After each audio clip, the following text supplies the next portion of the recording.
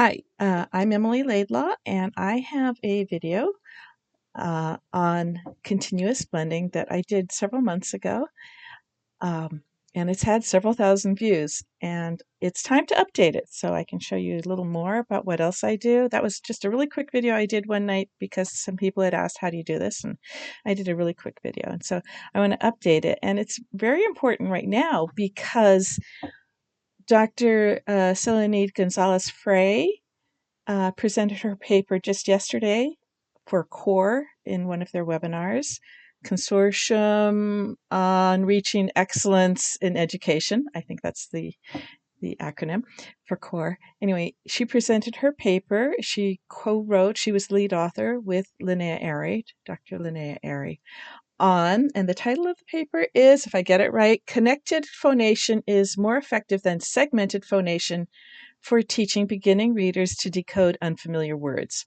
So I love that this is getting more attention, and because I had noticed this issue years and years and years ago and had switched to connected blending or connected phonation. I call continuous blending. I had switched to it quite a long time ago, and I want to share with you how I teach it. So in the old days, I would make flip books and I would use my finger under the words and connect the sounds together to teach students to blend continuously. The problem is that when students have been taught to segment or to blend the sounds in a segmented manner, so they say k, a, t, cat, and d, g, dog, it's a very tough road to get them to switch to putting the sounds together continuously. And it can be done, and I will show you how I do that. But she shows in her paper that when you can start at the beginning and teach kids to blend continuously, it takes less time with less treatment hours or occurrences, so that students learn to blend and decode unfamiliar words.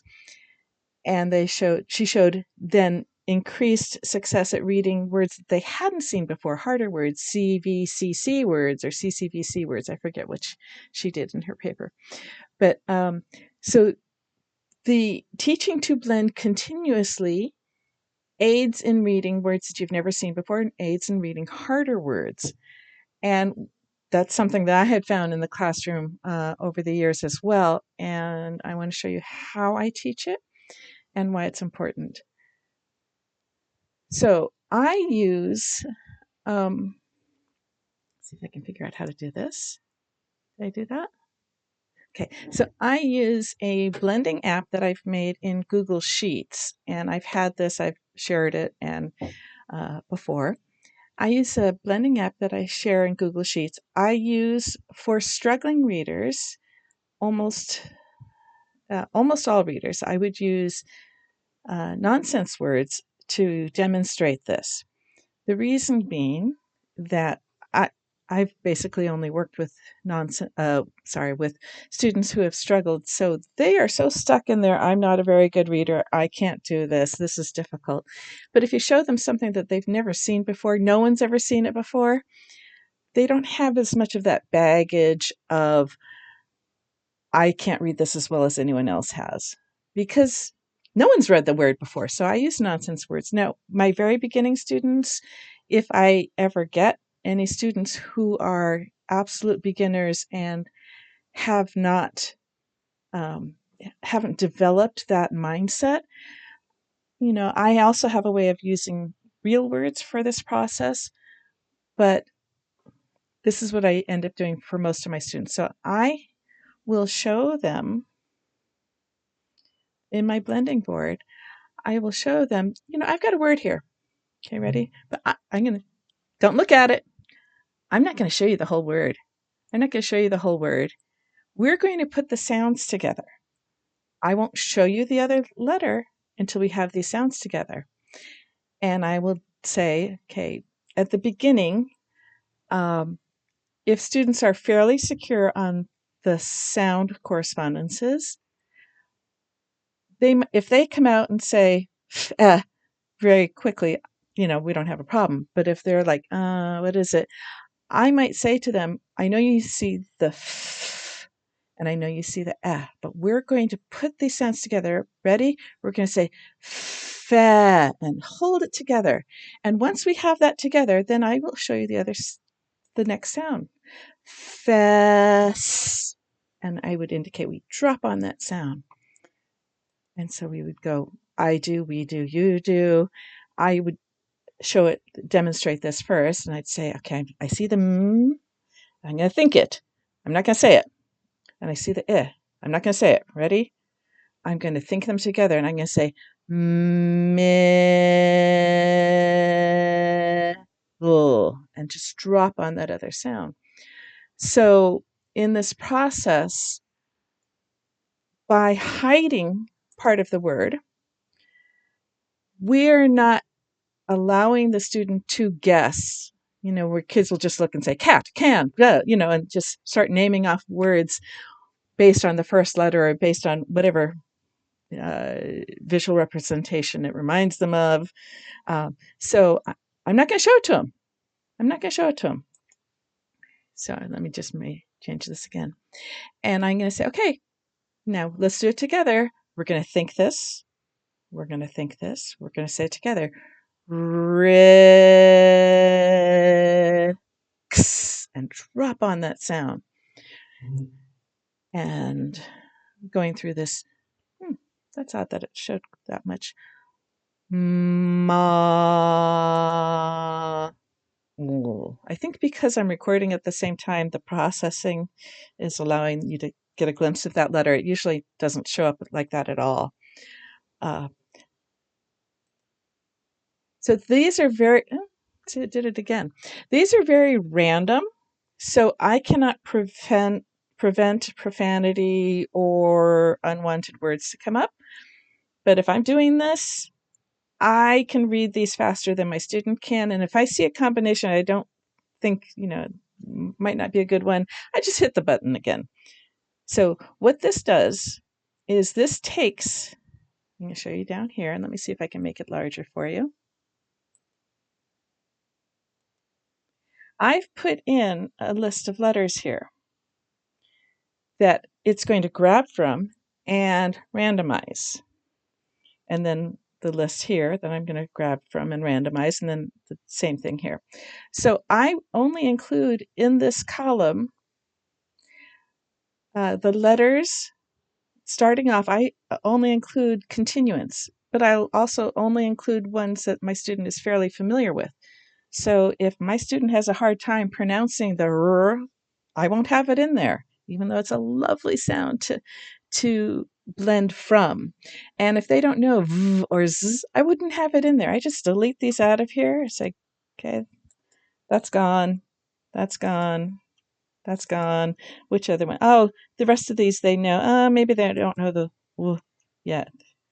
That's gone. Now I come up here and let me change this back to there. So those letters have been removed from my randomization. And likewise, if I haven't introduced all of the vowels, just put in the ones that we've got. If we just know the short A and the short O, those are the only ones I would have in there, and we would put the blending together. So starting with continuant sounds, and those are the ones that you can hold, enough air is coming out that you can hold it. Like you can't hold a t for any duration, but you can hold a oh because air is coming out around the side of your tongue so that you can hold it for a period of time. And same thing with r or f. There's enough air escaping around your lips that you can hold it. You can hold a f or a n, the nasals where the air is coming out your nose. You can hold those until you connect it in with the vowel sound. So n, and connect it together until we open it up. And vowels, of course, you can hold for as long as you have breath. That's what a vowel is. Nib. And again, if any consonants that I don't want here, I just delete it out of the list and it's not randomized. So if I show you back down, make this larger again. If I show you back down here, do you remember I removed those letters? They're not there anymore. I have removed it, but I could go and add them back in, okay? So long as I add it in within the space that's being randomized. The Sheets is smart enough to know that if I have a blank there, it's not going to randomize it. It's not going to show it in the sheet up here. So I start with my continuant consonants. I add on my vowels. I hide one until we really break that. Let's see if it does it. It's odd. Until we really break that pattern of trying to either guess the whole word or go and then try to connect it. I want to break that. I won't let them say it. So it's some kids I'll say, okay, cover your mouth. Ready? We're thinking it. We're thinking it. Are you thinking this letter? Are you thinking the sound? Okay. Are you thinking this one? Do you have it together? Okay, let's say it together. Open up. Sun.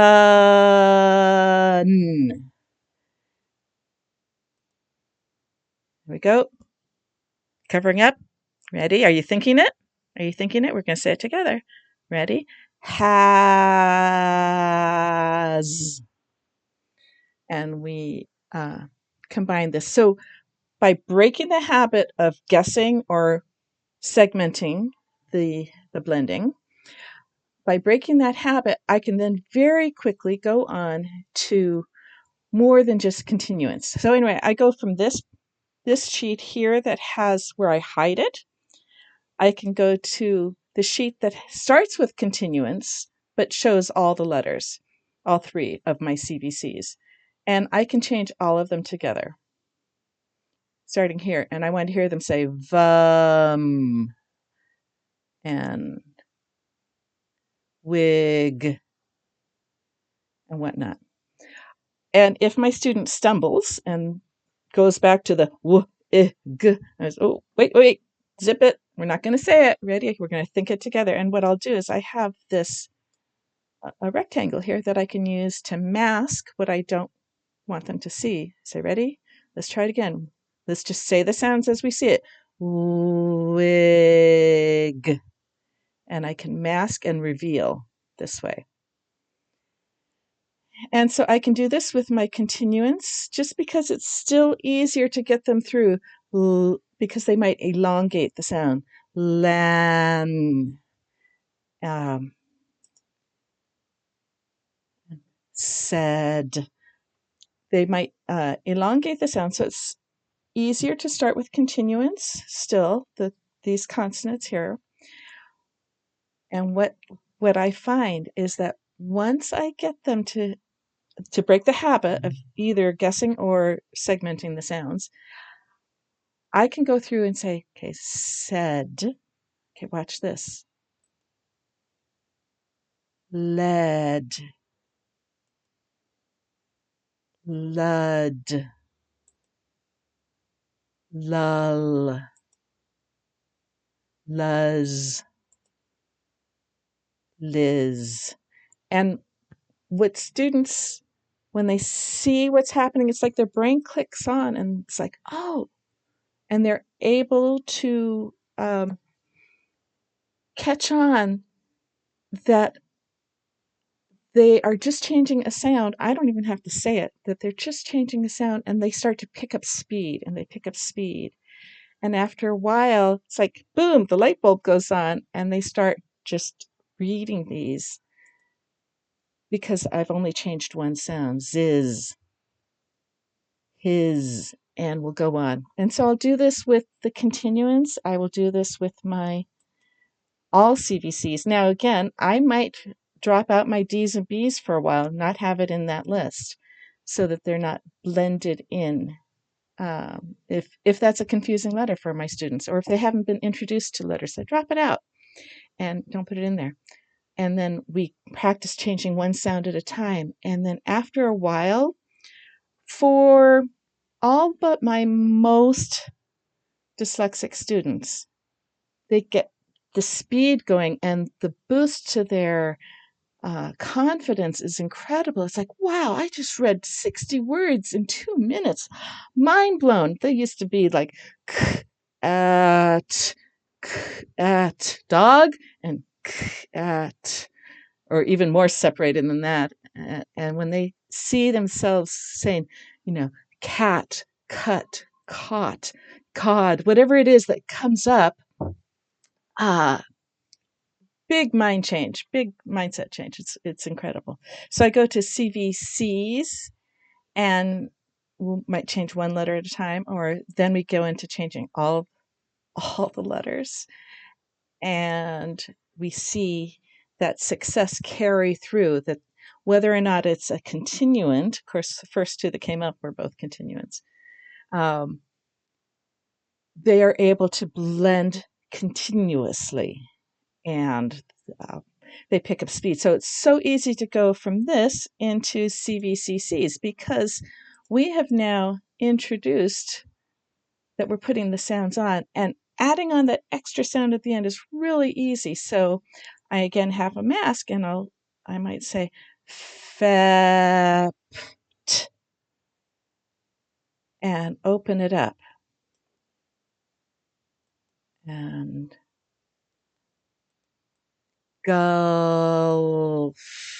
And here I might leave that there and change it again. Ready? Are you thinking it? All right, ready? We're going to say it. Fouled.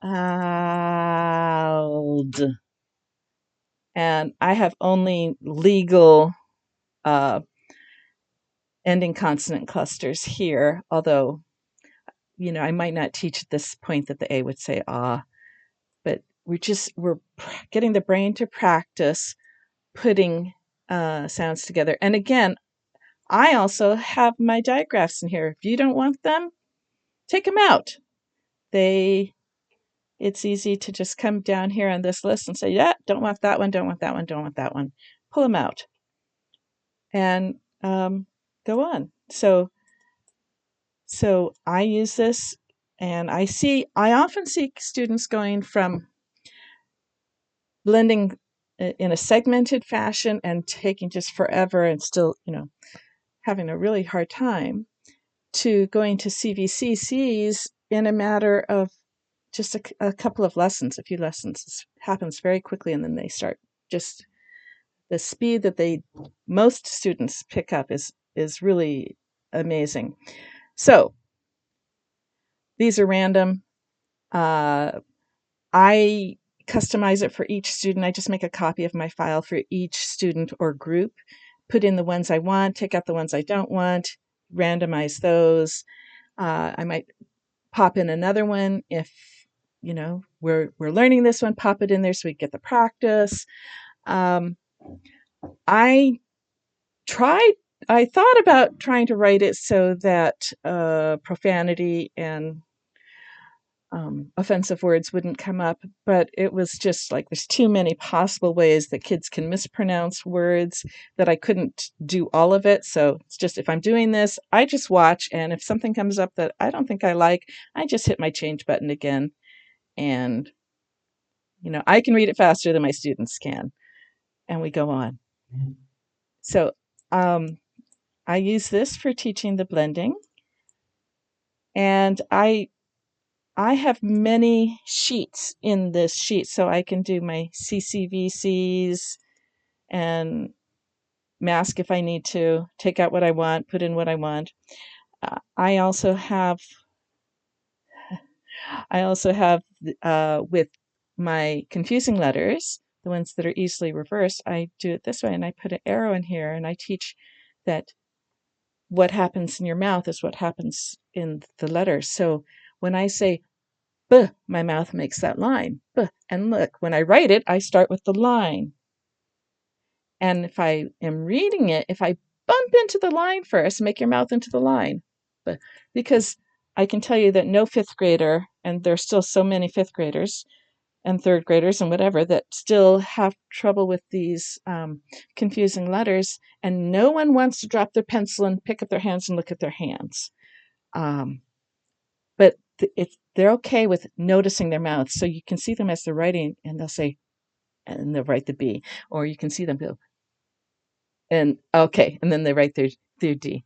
So I give extra practice here for these, and we'll, what do you run into? It's a,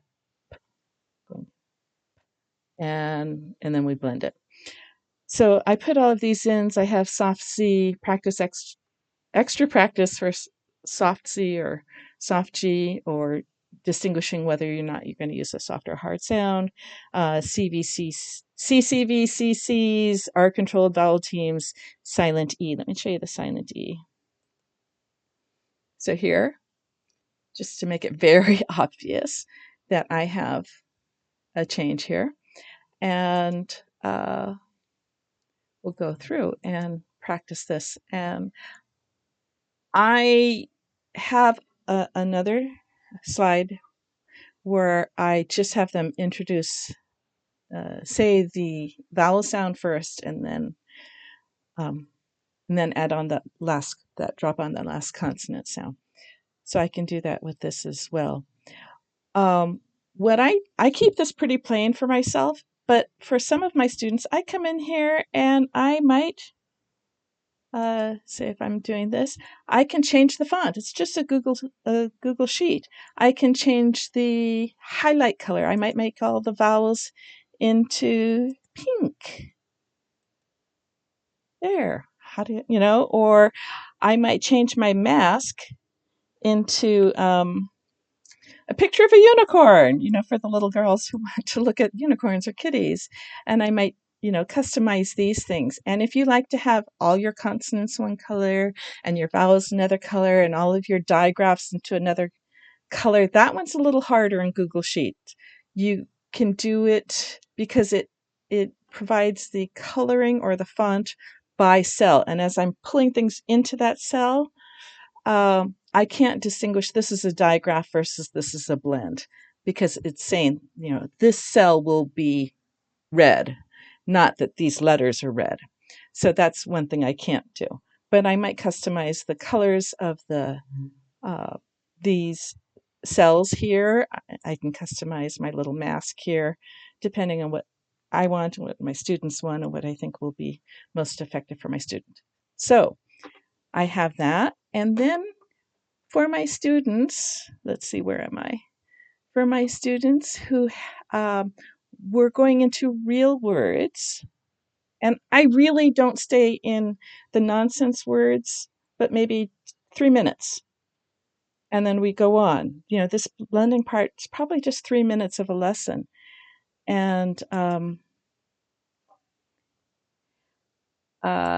because I want to get students into, did I do that right? I want to get the students into text and into words. So that part might just be a couple of minutes, and then I'll go into real words, and I can do this. So I have a slide deck where I have masked off that other one, and then we open it up and we say cob, rub, and cut, and hip, and can. And then after a while, I'll say, think it, say it. Think it, say it. And after a while, it's just like, keep it closed, jet,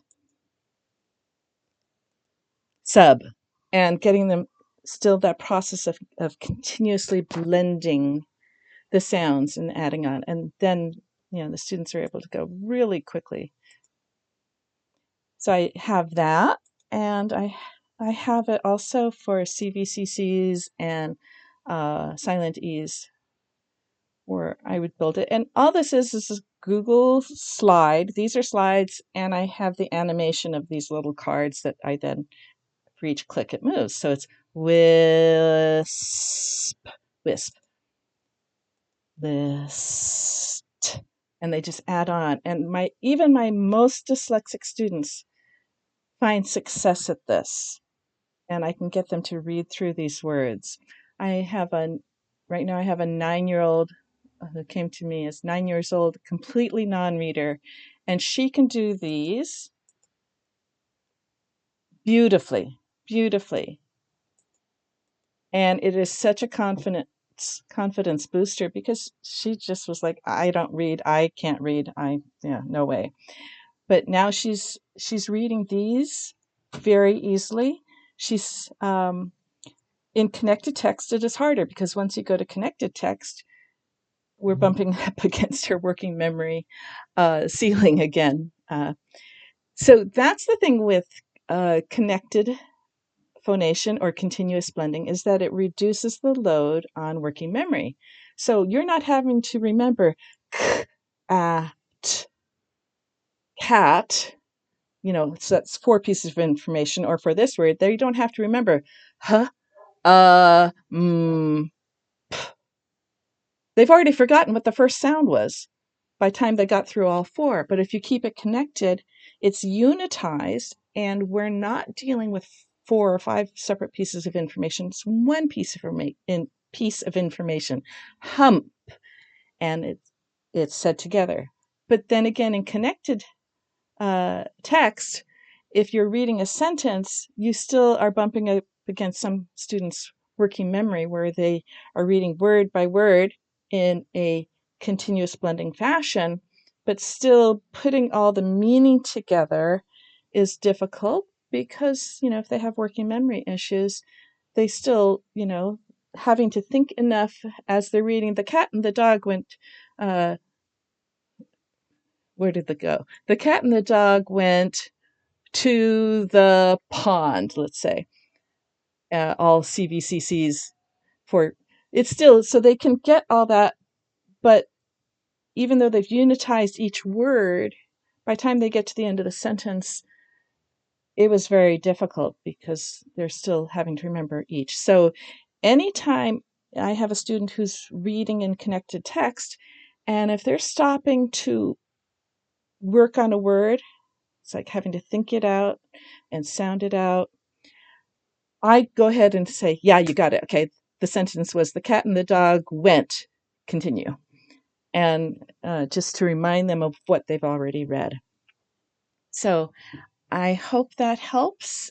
And I hope to see a lot of people seeing success with their students as you move to continuous blending, if you haven't already done so. So thanks. Oh, and I have a video. It's an older video. I'll probably update that one again soon. On how to build the continuous blending board. So check out the YouTube. Okay, thanks. Bye.